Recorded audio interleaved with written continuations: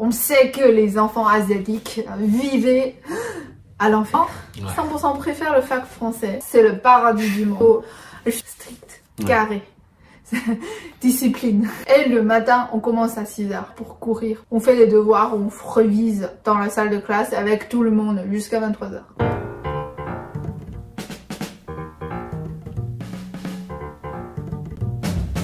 Hey, Tajaro et bienvenue sur Ramsin où dans cette nouvelle vidéo, nous allons vous faire découvrir l'école en Chine. Et oui, nous allons vous parler des différences qu'il peut y avoir entre les écoles françaises et les écoles chinoises. Et vous allez voir, il y a quand même pas mal de petites différences. On va vous présenter 6 points sur l'école en Chine. Ça inclut la maternelle, le primaire, même collège, lycée, la fac. Donc, chaque point, on va suivre l'ordre. Sans plus tarder, c'est parti. Nous allons commencer par l'uniforme.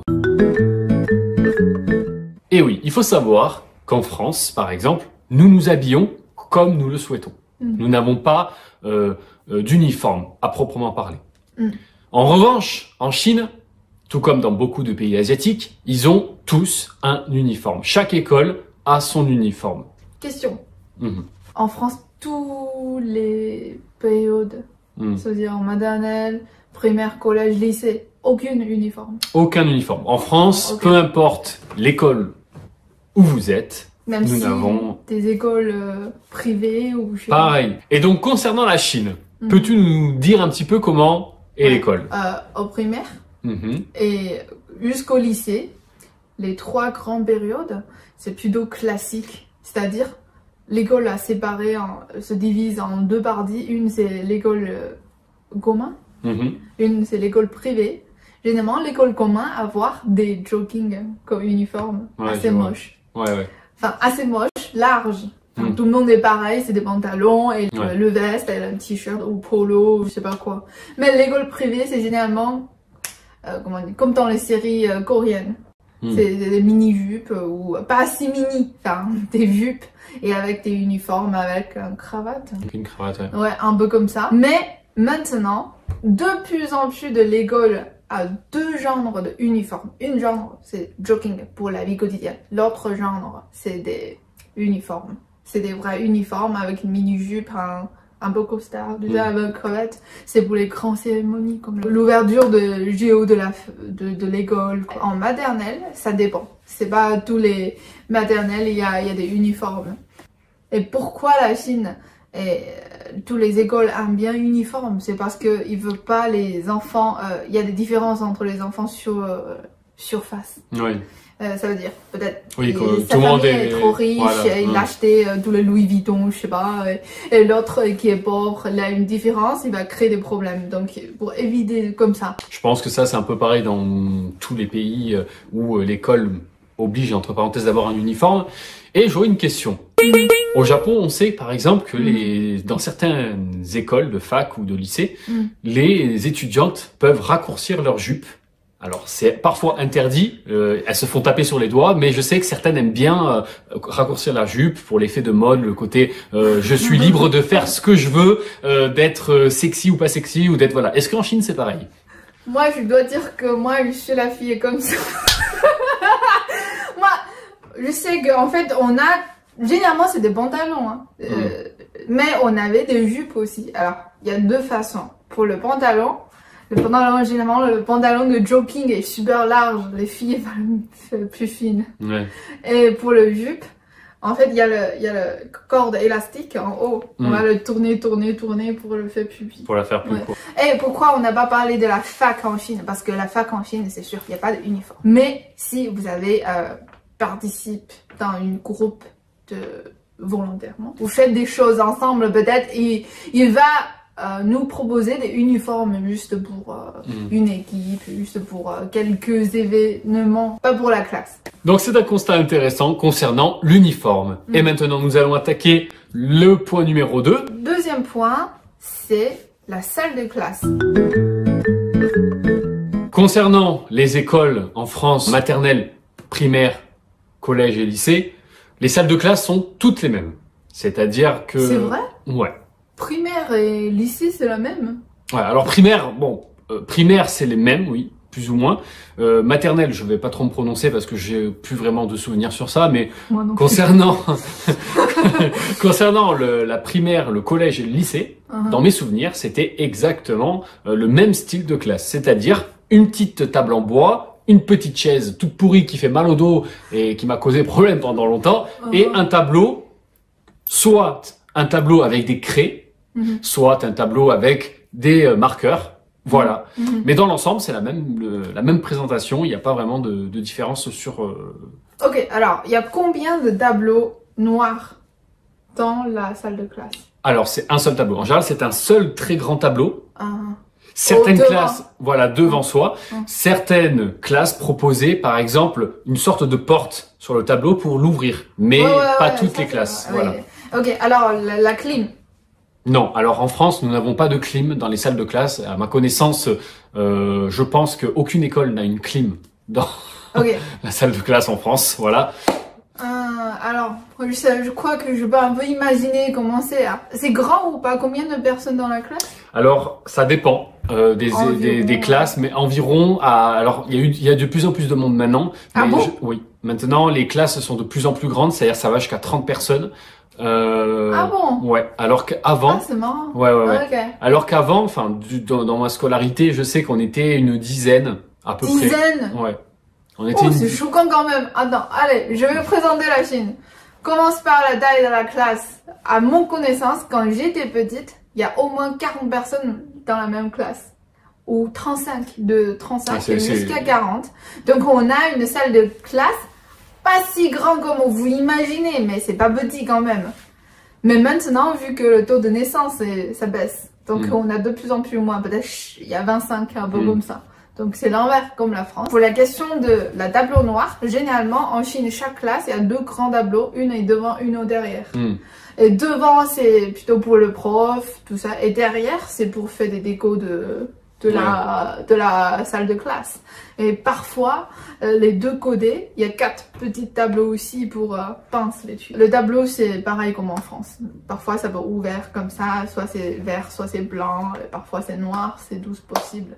Après, maintenant, ça évolue beaucoup parce que je sais, quand j'étais au collège, le projecteur, le grand écran, c'est encore un truc que tu dois dire en bas, tu sais. Et maintenant, c'est déjà directement sur le tableau noir. Donc, maintenant, ça évolue. Est-ce que vous avez d'ailleurs des PC dans vos classes? Oui, bien sûr. Ouais. Mais je crois que c'est depuis des années 2000, ça commence. Ouais, parce que nous, ça a commencé pareil dans les années 2000, mais début des années 2000, mais pas toutes les classes, pas toutes les classes. Certaines classes avaient un petit PC, donc c'était les 95 et les 98, mais voilà. J'étais trop petite. Je me souviens pas, mais oui. Et alors pour la clim, les salles de classe chinois, il y a 2 clims, devant et derrière. Quand j'étais au primaire, il y en a déjà, donc je trouve pas assez récemment. Question. Une question super communiste. Parce que j'ai vu toutes les séries coréennes et même en Japon, je sais pas, j'ai l'impression, il y a toujours, sur le tableau, il y a un drapeau de pays. Ah. Vous avez ou pas? Non. Alors, en France, du moins dans ma scolarité, je n'ai jamais vu un drapeau français au-dessus d'un tableau, voilà, ou dans une salle de classe. Quand j'étais au lycée, là où j'étais, il y avait souvent une croix en fait au-dessus du. Pourquoi une croix? Parce que c'était un hôpital avant que ce soit un lycée. C'était un hôpital en fait durant la guerre dans les années 1940. Sauf qu'en fait le lycée parlait de vouloir retirer les croix parce qu'il ne voulait pas que les religions en fait soient mélangées. Entre dans l'école. Voilà, entre dans l'école. Ça c'est pareil, la Chine, les religions entrent pas dans l'école. Alors vous, les tables, est-ce qu'elles ont des tiroirs? Il n'y a pas vraiment de tiroir, mais il y a un trou pour tu mets des livres. Mais ça dépend, il y a des écoles, il y a des écoles, c'est le table, le couverture de table, tu peux enlève comme ça. Ah oui. Ça dépend. Non, parce que nous, on avait, dans mes souvenirs, je n'avais pas ça. On devait à chaque fois prendre de notre sac quand on voulait sortir des cahiers ou des trucs comme ça et ranger. Et en plus de ça, sans parler des chaises inconfortables en France. Alors, vous avez le soutien-dos ou pas? Non, c'est des chaises en bois toutes pourries, hein, nous. C'est vraiment. Comme ça? C'est juste un petit truc, on s'assoit, on boit, et derrière, alors ça nous tient même pas le dos, ça nous tient au niveau du bassin, les chaises.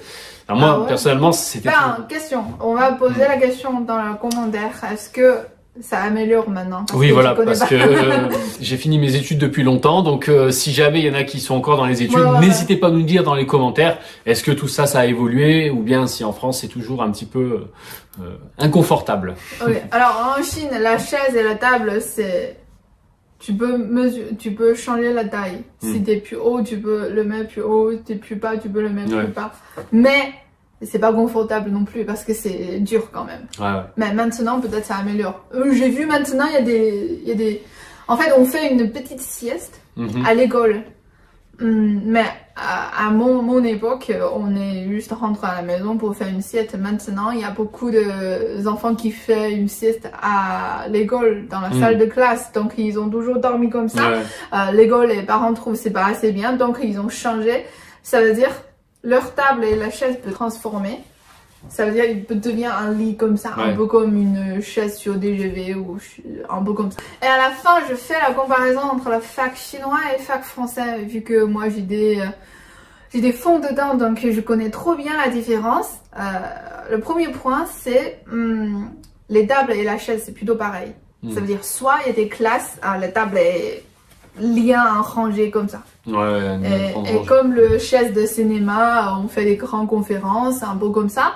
Soit c'est vraiment dans une petite salle, c'est des tables normales et la chaise normale, pareil. Après dans la salle de classe en Chine, juste il y a des clims et le ventilateur. Voilà, en France.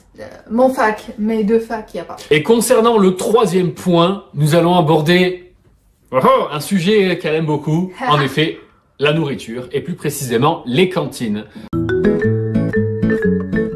Donc la cantine en France et en Chine, quelle est la différence? Peux-tu nous parler un petit peu justement de la cantine en Chine? Alors je commence par maternelle. Est-ce que pendant le maternelle vous mangez à l'école? Je me souviens pas. Je ne me souviens pas, en effet, pour la maternelle. J'aurais du mal à me prononcer là-dessus. N'hésitez pas à nous dire dans les commentaires en France pour la maternelle si les petits mangent à l'école. Ce que je peux dire, c'est à partir du primaire. De l'école primaire, oui, on mange à l'école. Donc on a le choix de manger soit à la maison, si jamais le midi, voilà, il y a le temps, ou bien il y a les cantines, tout simplement. Donc des cantines assez classiques. Puisque en fait nous ne choisissons pas notre repas, c'était d'abord la récréation, donc c'est-à-dire que on jouait avec les amis, etc. Après on nous appelait, on nous installait à la cantine et on attendait que la serveuse arrive nous servir les plats sur la table. Ça veut dire dans une plat d'eau il y a beaucoup de petites assiettes, un grand plat et un petit yaourt au dessert. Voilà, un petit truc comme ça, elle nous amenait, elle nous posait le... Alors pour le collège et le lycée c'est pareil? À partir du collège, ça change, c'est-à-dire que on arrive, on doit prendre un plateau et on arrive devant un grand bar, voilà, et en fait on a le choix entre quelques entrées, c'est-à-dire il y a peut-être 2-3 entrées, on a le choix entre 2 plats et on a le choix entre 2-3 desserts. Pareil à la fac, pareil tous les crous en France, je crois c'est pareil sur ce point-là. Est-ce que c'est bon? Non, ce n'est pas bon. C'est comme à la fac parce que j'ai beaucoup mangé le crous de la fac, donc moi j'aime pas du tout. C'est pas bon, on retrouve souvent les mêmes plats, c'est-à-dire qu'en fait chaque jour évidemment c'est des plats différents, mais chaque semaine ça va toujours recommencer. Pareil. Et c'est souvent très fade en fait en termes de goût. J'ai l'impression, vous savez quand vous allez dans les buffets à volonté français, vous avez un peu l'impression d'avoir cette qualité-là. En Chine, je sais pas. La fac, je parle les autres ensemble. À maternelle, je me souviens encore, on a une cuisine, c'est-à-dire en midi, la cuisine livrée à chaque classe, chaque salle de classe, c'est le prof, tu prends un petit plat d'eau, le prof te servir sur ton plat d'eau, tous les bébés mangent ensemble. Et vous avez des soupes, le riz, ou parfois, je me souviens encore, il y a un truc qu'on pose, ça s'appelle le jolong. Moi, je me souviens encore le coup, c'est le meilleur du monde, mais j'ai jamais pu remanger. En primaire, c'est plutôt le même cas. Comme ça. Parfois, il y a des primaires ou maternelles juste devant la maison. Ça veut dire que je marche, je rentre. Même pas 2 minutes. Des cas comme ça, généralement, les enfants vont manger à la maison. Pour le collège et le lycée aussi, si tu habites super proche de ta maison, tu rentres. Sinon, On mange à la cantine, mais cette fois la cantine c'est plutôt comme le marché Noël, il y a beaucoup de stands, on peut choisir ce qu'on veut. Et parfois il y a des lycées, il n'y a pas si beaucoup de cuisiniers, peut-être ils vont nous proposer juste nouilles ou le riz, on choisit comme on veut, mais le coût c'est moyen. Mais la cantine de la fac, c'est le paradis du monde. Je suis désolée, dans la cantine de la fac en Chine, vous pouvez trouver le food mondial. Même peut-être le pizza ou les pâtes, c'est pas si bien fait comme en France, mais vous pouvez trouver tout. Même les sushis, même tous les plats coréens, même le plat de Thaïlande. Et il y a mondial. Et aussi, par exemple, dans ma fac chinoise, on a 4 cantines. Et chaque cantine, il y a au moins 2 ou 3 étages. Et chaque étage, il y a au moins une vingtaine de petits stands. T'imagines, on a combien de choix? Et c'est incroyable parce que moi, je me souviens encore quand j'étais à la fac chinoise. Dans le dortoir, on est tous ensemble, on se demande qu'est-ce qu'on va manger aujourd'hui. Je veux ça, je veux ça, je veux ça. Chaque fois, on mélange tous ensemble, on mange le dessert, tout ça. Le dessert, c'est fait à la main, c'est super bon, pas du tout industriel, même le paboti, tout ça. Je peux plus. Et en plus, quand j'étais à la fac chinoise, le truc me rend plus triste. C'est pendant les vacances d'été, vacances d'hiver, j'ai pas de cantine à manger. J'ai pas de cantine. Moi, j'arrête pas de dire à ma maman, le cantine, ça me manque. Et chaque fois, on arrive la veille de la rentrée pour manger. Ça, c'est vrai. Et en plus, le prix est pas cher. Ça veut dire 1 euro. Généralement, 1 euro, tu peux manger un bon plat, mais parfois, on ajoute un peu de dessert ou quoi, peut-être 2 euros. Pas plus. Mais attention, je sais, il y a des facs qui coûtent cher, surtout les facs font des collaborations avec les facs occidentaux. C'est-à-dire, c'est un mélange, c'est un fac international. Ils gagnent pour ça. Ils veulent gagner. Mais généralement, la plupart des facs, ils coûtent pas du tout cher. C'est parce que c'est le gouvernement qui a payé, couvre moitié. Bon, en effet, il y a un énorme contraste du coup entre les facs chinoises et françaises. C'est assez intéressant concernant la cantine.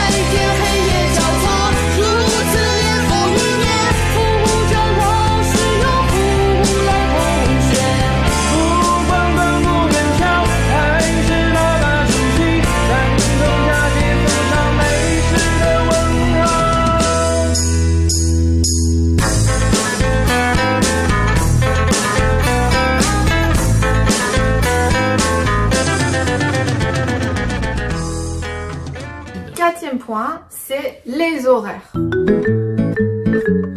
On sait que les enfants asiatiques vivaient à l'enfer. Ouais. On fait des écoles, on fait des cours supplémentaires, on fait des examens, tous les examens, nos parents nous tapent la main, tu vois. Pas moi. Okay. Je sais que mon primaire finit vers 16h30 et le collège finit vers 19h. Parfois les collèges propose, tu finis ton devoir à l'école, peut-être ça va finir à 21h, c'est possible. Hein. Et le lycée, on finit les cours vers 19h, on mange, après on reprend vers 20h pour Ça s'appelle 晚自习, c'est-à-dire on fait les devoirs, on révise dans la salle de classe avec tout le monde jusqu'à 23h ou 22h.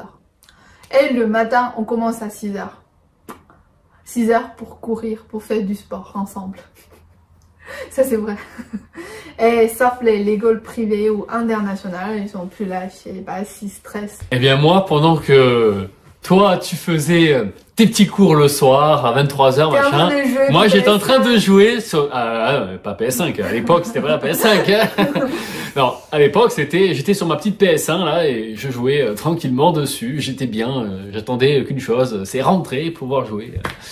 Donc voilà, non, en fait, en France, déjà, alors la maternelle, je ne sais plus précisément, mais à partir de la primaire, en effet, on va dire en globalité, en France, on commence les cours à 8h30, soit 8h, soit 8h30, ça dépend.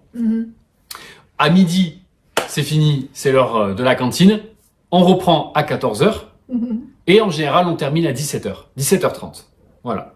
Ça, c'était, voilà, et après, on avait fini les cours, et on rentrait à la maison.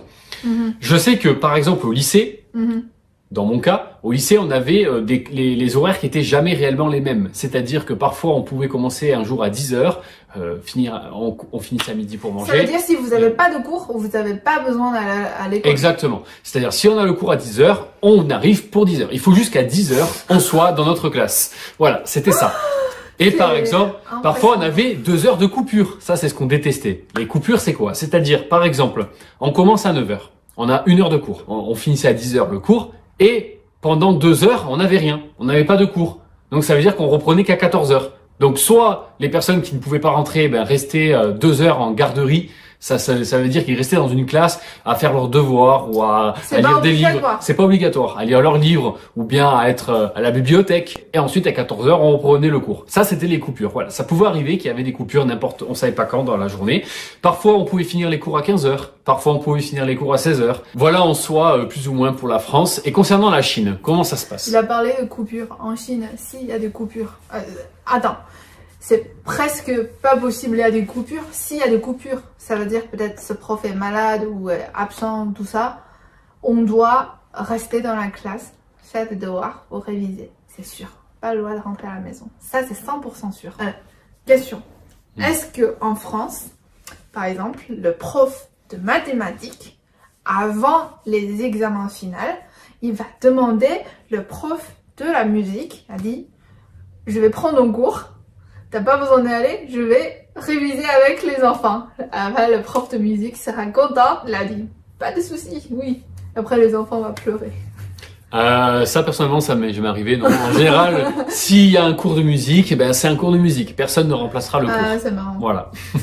Ok, en Chine, on a un cauchemar, tous les enfants, jusqu'au lycée. On a peut-être il y a des cours de sport, il y a des cours de musique, comme ça.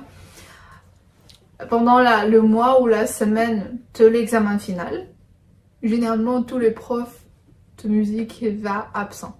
Il va nous dire je suis malade aujourd'hui, je vais donner mon cours à le prof de mathématiques. Ce jour-là, on a fait 4 heures de cours mathématiques. Ça me rend fou. Je fais la comparaison entre la fac français et la fac chinois, les horaires, c'est plutôt pareil. Mais faut dire que la fac française, les horaires pendant la sieste, c'est plus court qu'en Chine. Parce que parfois on a le cours à 13h10, un peu comme ça veut dire peut-être le dernier cours du matinée, ça finit à 12h50, ça veut dire on a que 20 minutes pour prendre un petit sandwich, on va manger sur la classe. Et des cas comme ça va jamais arriver en Chine. Le fac chinois, le matin termine vers, c'est sûr c'est avant midi. Et l'après-midi, on reprend à 14h ou 14h30. Et c'est pareil, les horaires, ça change. Tout à fait pareil comme en France. La sieste se passe en salle de classe ou vous avez parfois aussi dans certaines écoles? Ah oui, bonne question. Attendez, une question c'est, en fait, en Chine, il y a beaucoup d'écoles, il y a un dortoir. C'est-à-dire, même au primaire, peut-être il y a des dortoirs aussi. Je sais qu'il y a beaucoup de lycées et le collège. Si t'es trop loin de la maison, t'es obligatoire d'habiter dans le dortoir. C'est pour éviter du bouge trop. Et dans le fac chinois, tous les facs chinois, il y a un dortoir. Et ça coûte super moins cher. Ça veut dire peut-être 100 €, je peux habiter toute l'année. 100 €, 200 € toute l'année. Et électrique, parfois c'est inclus, parfois c'est tu dois payer pour la clim, tout ça. Notre campus, c'est juste une petite ville, quoi. Il y a tous dedans, mais il y a même la banque, il y a la piscine, il y a le gym, il y a le baboti, il y a le cafétéria, tous dedans. Enfin, tous dedans. C'est vraiment une petite ville. Il y a même parfois il y a des bus et le vélo commun dans le campus. Ouais. Donc, on est plutôt comme une petite communauté. Et en France, je sais que la fac français, il n'y a pas vraiment un dortoir, mais il y a le crous. Je sais, il y a le crous, mais c'est limite. Ça veut dire, c'est pas tout le monde qui peut avoir une chambre. Au lycée en France ou au collège en France, est-ce que vous avez des dortoirs? Oui, il y a des dortoirs dans les, pareil, hein, soit au collège ou au lycée. Et pour le 5e point, nous avons parlé des horaires, donc nous allons aborder directement concernant les cours. Est-ce que en Chine, vous choisissez vos cours, que ce soit librement, voilà, peu importe l'année scolaire. Fac en France et en Chine, c'est pareil. On choisit les cours librement, mais ce librement, c'est entre parenthèses parce que c'est sûr, dans le département, il y a une petite limitation, mais tu peux choisir tous les cours correspondent. Mais pour le lycée, c'est un peu différent. Mon lycée, c'est au sud. C'est-à-dire au sud de la Chine et du nord de la Chine, c'est un peu différent aussi. Le nord, c'est plutôt strict, carré, discipline. Au lycée, ce qu'on peut choisir, au nord, c'est plutôt juste, on préfère la littérature politique ou on préfère le physique ou la chimie, un peu comme ça. On choisit juste 2 chemins. Et le collège, c'est pas nous qui choisissons le cours. C'est directement un emploi du temps de la primaire. C'est pareil. Eh bien, en France, on ne choisit pas. Voilà. À part la fac, en dehors de tout ça, on ne choisit pas. C'est déjà imposé, mis à part, attention, pour les langues. En effet, on avait le choix d'apprendre soit l'anglais, soit l'espagnol. C'était la base, donc on pouvait choisir une des 2 langues. Tu avais appris quoi? L'anglais. Alors maintenant, j'ai entendu dire que certaines écoles proposent l'arabe et le chinois. Tu parlais à l'instant de politique. Vous apprenez la politique à l'école? Le politique, c'est une vision politique. C'est pas une position politique. On n'a pas le droit de transporter le point de vue politique aux enfants. Ça, c'est sûr. Mais le politique, c'est plutôt comme l'histoire, en fait. Tu dois comprendre ce pays avant, c'était comment, c'est quel président, un peu comme ça. Ah, mais c'est l'histoire. Ça mélange. Oui. Oui. Mais c'est pas 100% l'histoire. On s'appelle l'histoire politique. Ça veut dire tu comprends l'histoire, mais on parle de Hollande aussi, tu vois. C'est ancien président de la France, c'est Hollande, Napoléon, Louis XIV. On parle de ça. Comment il a fait quelles bonnes choses pour ses peuples. On apprend ça, mais sans juger. C'est-à-dire on raconte, juste raconter. Le dernier point, c'est l'examen. Si on déteste le plus. Alors, comment ça s'est passé en France? Eh bien, en France, tout simplement, quand on a un examen, dans la plupart des écoles, sur table. Ouais, c'est sur table. Voilà, ils nous annoncent, là, il y aura examen, il faut bien réviser, machin. Donc, ils nous donnent, en principe, un examen blanc. Examen blanc, c'est-à-dire c'est un faux examen pour qu'on essaye de s'entraîner et essayer de voir la note qu'on pourrait avoir. En effet, voilà, après, on révise, machin. Plus ou moins, les examens en France, c'est comme ça. Mis à part, attention, au lycée, quand c'est les gros examens, c'est-à-dire pour son CAP, son BEP ou son bac, ou etc., là, ça se passe pas avec son prof, c'est-à-dire c'est dans une salle différente avec un prof d'une autre classe. En Chine, les examens, sauf en primaire, ça passe dans la même classe. De collège, ça commence déjà à gros changer, mélanger. C'est-à-dire que chaque examen final, on passe dans des classes différentes. Des salles de classe, c'est aléatoire. On a une grande liste. Tu dois chercher quels numéros de classe, du Taswagi. Chaque examen, il y a au moins 2 ou 3 profs nous surveillent. Les 3 profs viennent des classes différentes.